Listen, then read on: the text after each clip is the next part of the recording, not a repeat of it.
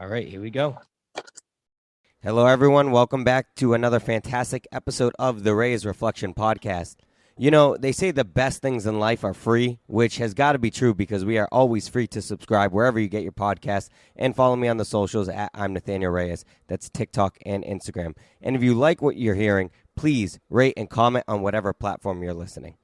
Now, in life, there's always first, which everyone gets excited for, but there is also last. And depending on the reasoning, could also be exciting. Being last in line at an amusement park, not cool. Bad. Being last to go on a board game, could be good or bad. Being last on Team Blake, iconic, which is what my next guest is. She is also a dog walker, a songwriter, a singer, and a contestant of The Voice Season 23. Please welcome the wonderful Grace West. Thank you for coming on. Yes, thank you so much for having me. Of course, of course. Now, we had some technical issues. We figured it out. Technology has a mind of its own, Yeah, but finally. we've got it. We've got it working. Now, we'll get into this. But before we do, we'll get into The Voice and everything like that. But before we do, I know you grew up in Canton, Michigan. Talk to me about life and family and things like that growing up out there. Yeah, so I was born in Detroit, raised in Canton, Michigan. So went through school there. All my family's there still now. It's a great place to grow up. It is very just, I don't want to use the word normal, but it is like, it's normal. It's your average, like Yeah. suburban life, but it really helped me grow into like the person that I am today. So performing at bars and restaurants and just local things and local festivals, and I got a lot of support, and I still do, from back home in my community and everything. Yep. So it was a great place to be.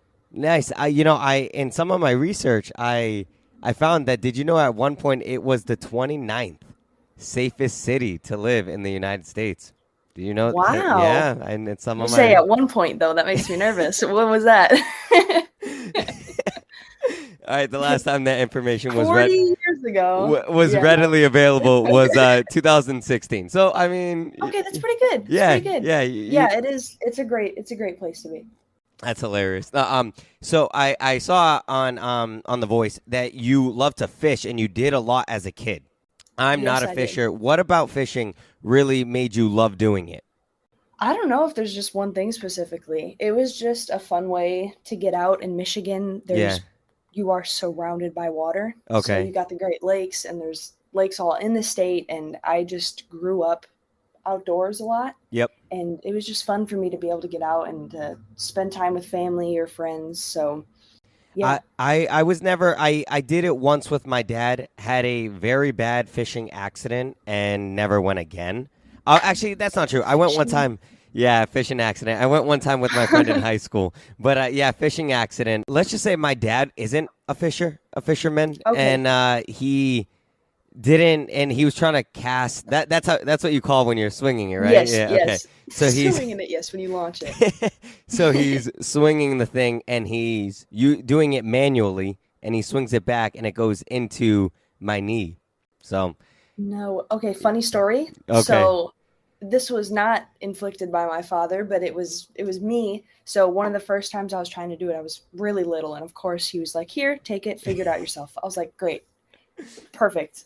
So I put it all the way back behind my head, yep. and the string's a little too far down, and I just try to throw it as far as I can. It got stuck in my head. Oh no! So like I pulled up and I got stuck, and I was like, Dad." So you get So it. I mean, You get it. Yeah. You've been there. You've been there. So you okay, it good. happens. You I- live and you learn. I was embarrassed to share that, but now I feel a little bit more comfortable about that. There's a connection there. Yeah, for Exactly. We can bond over the trauma. sure.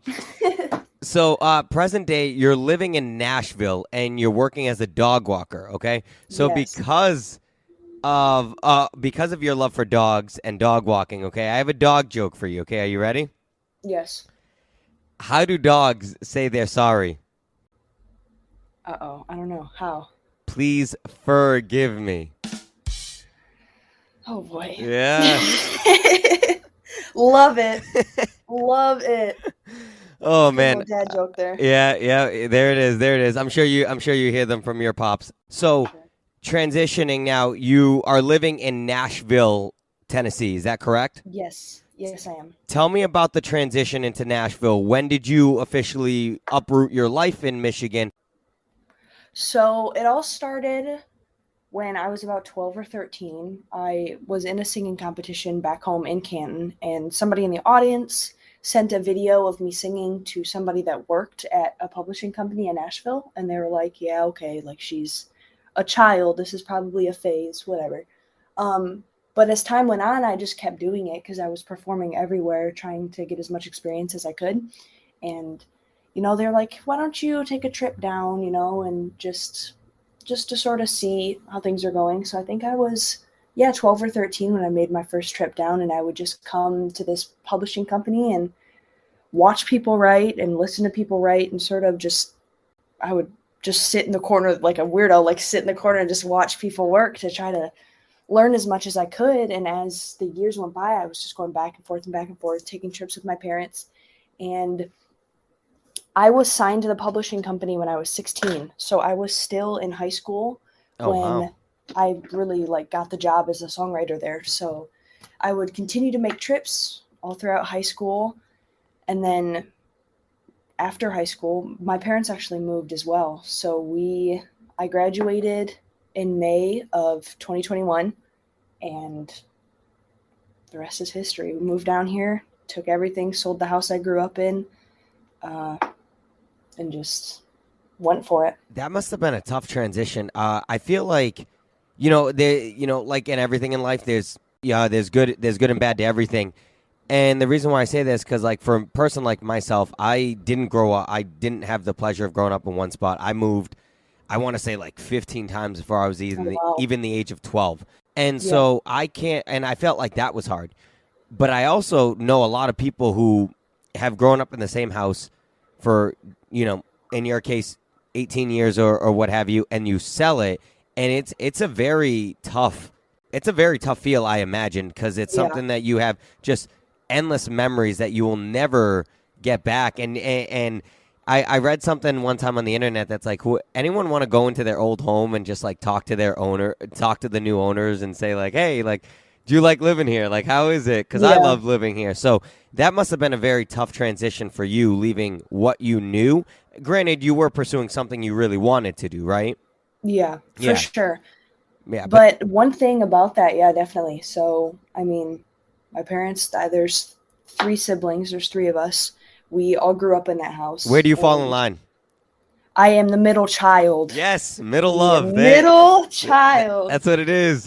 I'm in the middle too, so I get it.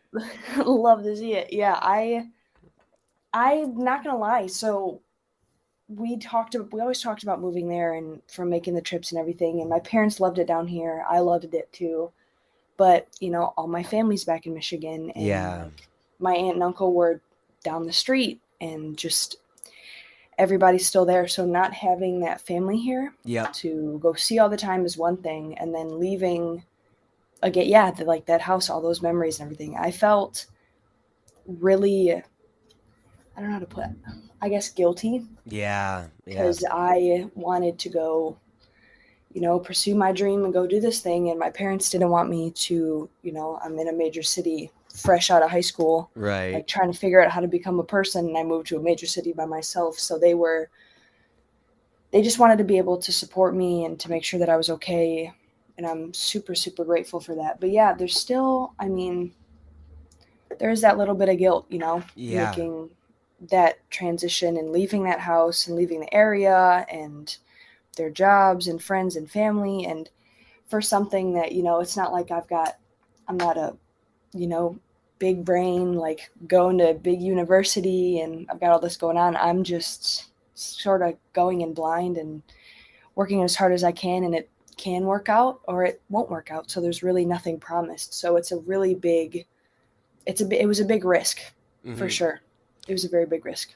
And sometimes the best things in life you need to take that big swing. And as hard as it is, it's kudos to your parents for believing in you and really just allowing this transition to happen, even though it was a tough transition. And because I depending on how you view it. I'm the type of person that like just go for it, just risk it. You got to risk it to get the Yeah. biscuit. So I'm glad that you were able to do that and you were able to just kind of risk it all. I know that there's a little bit of guilt, but I mean, clearly you're on the up and up because you're on The Voice. Before we segue into that, I do want to say this. Aside from dog walking, you said you work at that publishing company, Yes. and you've been doing it since you were 16. So is Hmm. dog walking and this publishing company kind of like your main sources of income? And I think I read something or saw something that said it gives you the flexibility to be able to also pursue music as well. That's correct? Yeah. So I am at the publishing company as a songwriter, like full time. So I'm writing as much as I can, whether it's in the office or by myself outside of the office. And I picked up dog walking uh, not too long after we moved here, just as another source of income. And it is because I was like, oh, I'm going to get a job somewhere just for some extra income and just to get some experience around people, blah, blah. But when you are playing shows and you're songwriting and you might have to travel for songwriting, or it makes it hard to have a job and to be able to work somewhere that gives you that flexibility. Yeah. So being able to, I know how I said like, oh, experience around people, and I walk dogs, but whatever. Yeah, it just gives me the flexibility to be able to, work some days when I'm off for writing, Yep. pick up other days. So it was a good choice. Hey, these dogs are like people, okay? I have two myself, and they have personalities, and so Oh, for sure, I, for sure. I'm a big dog person, and as much as I love my friends, sometimes I prefer my two dogs just because. To be honest with you, me too. Yeah, all right, yeah. Me too. I feel like dog people get that. I've never been a cat person. Nothing against cat. I love all animals. Nothing against cats, but I just feel like my personality resembles that of a dog better. I feel like Yeah. I'm more of like outgoing, and when you come home from a long day of work, your dog is so happy to see you. I've gone into friends' houses that have cats, and they look at you with such disgust that you're there, Always. and that's Like you're in their house or yeah, something. you're inconveniencing them. Yeah, Yes. like they paid the bills. Exactly. You get it. You get it. I'm glad. I'm glad. Yeah. I'm Yeah. glad that we're able to bond over the fishing thing, the dogs, and Yeah. being middle Fishing children. We're incident. we're Yeah. we're we're making it happen. Yeah. So moving right along, when did getting on The Voice become a reality for you? Because like you said, you didn't go into this big wig school. You are publishing, you're dog walking. When was it like, hey, you know what? This is going to now be something I'm going to fully pursue. So I got an email one day saying that Just they out of saw the blue. yeah, Oh wow. they saw a TikTok video through Instagram or on TikTok, and it was Nice. just like, "Hey, you should audition. We'd love to hear you audition." And at first, I thought it was a scam, so Yeah. I didn't answer because, I don't yeah, blame of you. course, they're like, "Oh, we're with a major national television network, and this is a TV show, and you should audition." I was like, "Yeah, okay, sure." Yeah. No, like I was waiting for the all you need to do is Venmo us $7,000 and you'll be on the show. I was like, okay. Give us the last Um, four digits of your social and your mom's exactly. maiden Just drop name, your and social and security number, and you're your right home on the show. address. You're right on the Yeah. show. Yep. Guaranteed spot on the team. So I let the email go That's for a funny. little bit, and I got another email that was like, hey, just checking up. And I was still a little iffy, but Yep. I responded and was like, why not? Let's just go for it. Yeah. And so I ended up sending in a couple videos, and I was out with my friends one day and got another email saying that they really liked it and wanted to hear more from me. So, I mean, yeah, sent another thing in and got a phone call one day that said, you made it, you got an audition. And Nice. I had to pull over on the side of the road because my hands were shaking. And I was like, I'm not going to crash my car before I can go audition. So, yeah, got the phone call, and they were like, yeah, we're flying you out to LA.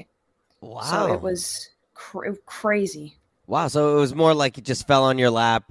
But I mean, that's really cool. I'm glad that it worked out. And like I'm the same way. I would have read that email, probably sent it to spam at first because I'm like, what? No way. Yeah. Not that I'm a singer, but I probably would have read that and said, no way that this is real. But I'm glad that you did take that leap of faith and you just wanted to kind of check what it was about and that it ended up working out. I'm glad that it was able Yeah. to do so because you obviously would not have had this opportunity. So now your blind audition, right? The day of your Mhm. blind audition, from what I've heard and talked to other people about, you're up at like 3 or 4 in the morning. You're up pretty early. Was that the Oh same yeah. case for you? Yeah. So for me, I was one of the last days of the auditions, but yeah, up at I think 3:30 I set my alarm for.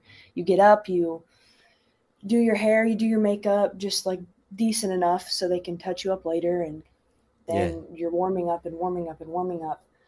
Went to the studio and everything, and this was a couple days into audition, so I was horrified because I thought I wasn't going to be able to make a team because they were filling up. Because I think at the Because it was time towards of the my end, right? audition, yeah, at the time of my audition, Chance's team was full, I think, and then Kelly, Niall, and Blake all had one spot left. Oh, wow. So, and nobody tells you that, you don't hear anything. So there's just like chatter from contestants throughout the day being like, I don't know how many spots are left or who else is going to go through or what's going to happen. So, and you prepare all this time for the song and being on stage and you rehearse and rehearse and rehearse and you just work your butt off. And I was like, okay, well, if it doesn't happen, it doesn't happen. I got the experience, the rehearsal, everything. Like it'll work out. It'll be fine.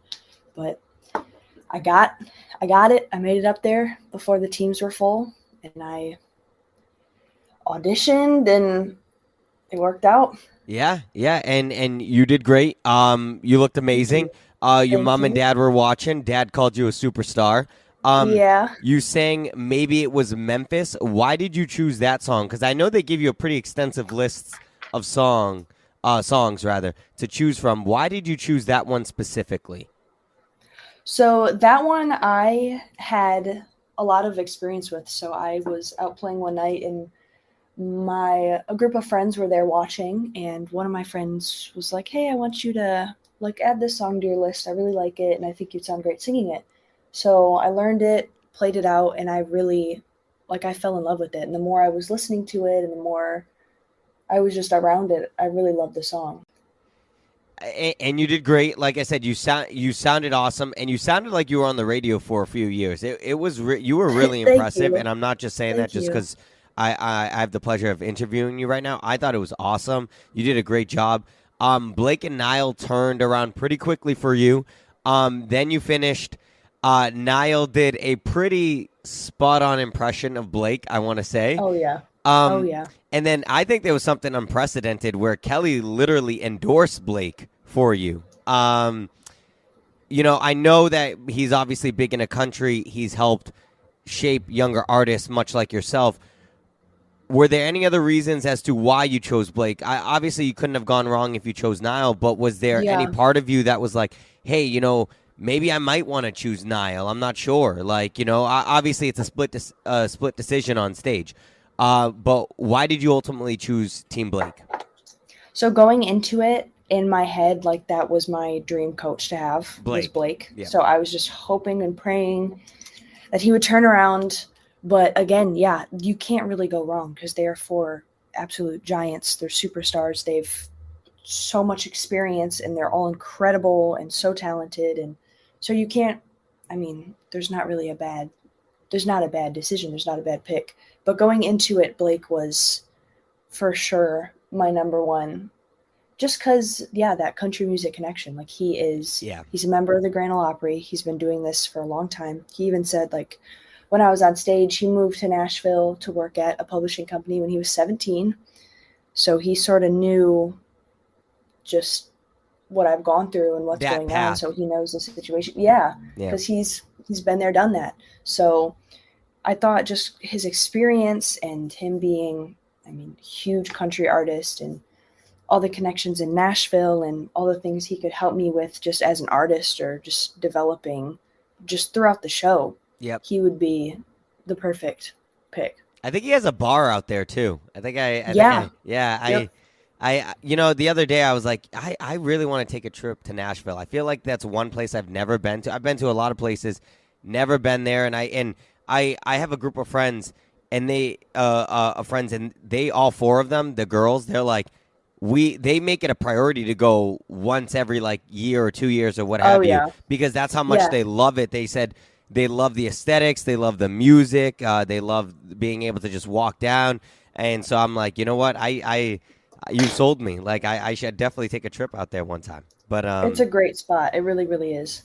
And yeah, yeah, his place is called Old Red. He's got one down here. He's got a few different locations, but he's got a big one right on what's it Broadway, right called? downtown. Old Red. Old Red. All right, so I'm gonna write this down, and if I'm hoping to make it, but if I ever make a trip down there, I'll have to look for that. But Yeah. so moving on to the battles now, you worked with who you called the king of the voice, which you're not wrong, in Blake. Yeah. What was it like getting that one-on-one from a talent like Blake? It was surreal, to be honest with you. It was. And I was very, very nervous going into it. But once we were actually in the room with him and we started working with him, it's like the nervousness kind of went away a little bit. He is just super down to earth. He's a super, super just kind person. But I was definitely nervous a little bit. Yeah. I mean, you're going into a room with, again, like one of the biggest country stars ever. Mm-hmm. And he's been doing this for so long on the show. So it was nerve-wracking, but it went really good. You sang "I Told You So" by Randy Travis, had a great performance. What was it like waiting for Blake's response of if you won or if you didn't win? That is like, so there's not many things to compare that to. You're standing on a stage with a huge audience around you in front of, again, four superstars, four people I've looked up to. Yep. And you're waiting for, again, a huge country superstar to tell you whether or not you're going through or you're not, or even just hearing them give advice and what they heard and what they liked, what they didn't like. It's horrifying. It must It's feel like an horrifying. eternity up there. Oh yeah. Yeah. Oh yeah. Because you do the song and you're like, okay, like I think I did pretty good, and then you stand up there and you're facing them and you wait. Yeah. So it's scary, but I mean, I don't even know. And Yeah. like the feeling of just hearing my name being called, I can't even explain it to you. I couldn't imagine. I couldn't imagine. Without any spoilers, what can we expect from the knockouts? Without any spoilers. Yeah. I'm a loudmouth. I got to think about my answer before I start talking to you. I'm really excited for this round. I'm excited for the song. I love the song. I've loved the song for a long time. It's different. I'm not playing my guitar, I will say. Okay. I love the outfit. I love just the whole thing. And the person I'm up there singing with is incredible. Their performance is amazing. It's an exciting round. I love it. Can't wait to watch it. Now, I know you're pressed on time, so I want to finish up with some rapid fire questions. So we'll start with this or that, okay? Okay. Do you say vase or vase? Vase. Okay. I just wanted to see how sophisticated you were. Okay. Yeah. No. Not here. Data or data? Data. Okay. I think. Adult or adult? Oh no, that makes me quite. I say adult. Yeah. Okay. All right. Yeah. Oh, I don't know if that's either of what you said, but sorry. Okay. All right. Crayon or crayon? I know it's not crayon, but I say crayon. I do too. Okay. Yeah. Yep. I do too. I get corrected sometimes. People like by kids. Kids will say that's the worst. I know, and especially if it's a kid. That's the worst. It's like it's crayon, and I'm like crayon. Like, come on, like give me the crayon. Yeah, I've been doing this longer than you. Yeah. All right. Not music related. What would you say is your favorite hobby? Ooh, I like baking and cooking a lot. Nice. That's one of my favorites. I think I'll put that as my favorite. Nice. I can't do either. But I'm a sucker for soft baked chocolate chip cookie. There it is. What would you say is your biggest pet peeve? Ooh, I know, right? How much time do you have? No, I think people chewing with their mouth open is one thing that I just cannot get behind. I can't either. It is so frustrating to me. Yeah, it is. I mean, like the biggest. Yeah. Yeah. Yeah. Oh, Yes. yeah. I get it. Does pineapple belong on pizza? Uh-oh. Uh, I am not going to say yes or no, but okay. I will Okay. say if you enjoy it, go for it. Don't yuck a yum, Whatever it right? is, exactly, Yeah. exactly. If it makes you happy, who cares? Yeah. If you like it, But more power to you. Do whatever you want. I like it. Neutral answer. I like that. Yeah, Okay. yeah. If you could be any animal, which animal would you be? I know we talked about this earlier, but I think probably a cat. Oh, you would. You would be a I cat. think so. Okay. I think so. All right. I think just the not having to do anything ever. You just That is eat and you true. sleep and you do what you want, and it's a very relaxed life. They're a little bit more like can do on their own than dogs as well. Yeah, Yeah. yeah. Yeah. Very self-sufficient. So Yeah. I think I'll say cat. I like it. I like it. What conspiracy theory do you believe in? Oh no. I don't even know. No.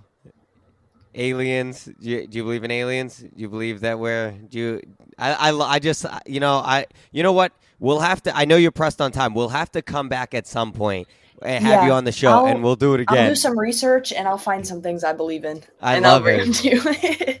to you. Where can people find you on the socials? Yeah, so I am on Instagram, Facebook, TikTok, Twitter at the Grace West or Grace West Music on Instagram. Yeah, those are my main socials. Perfect. Awesome. I'm everywhere. Well, Grace, I really appreciate you taking time out of your day. I know you were pressed on time, and so I'm trying to be respectful of that. Thank you so much for joining the Reyes Reflection Podcast.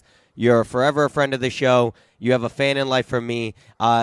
Being a friend of the show is almost like being an Avenger. So there you go. You are an honorary, Yes. an honorary member. So thank you so much for coming on again. Thank you so much for having me. It was a lot of fun. Of course, that is going to do it for this episode of the Reyes Reflection Podcast. Do not forget to follow the socials at I'm Nathanael Reyes. Like, comment, and subscribe on Apple, Spotify, iHeartRadio, and YouTube. That'll do it for this episode of the Reyes Reflection Podcast. And as always, may you live, may you love, and may you thrive. I'm Oprah, and I love you all.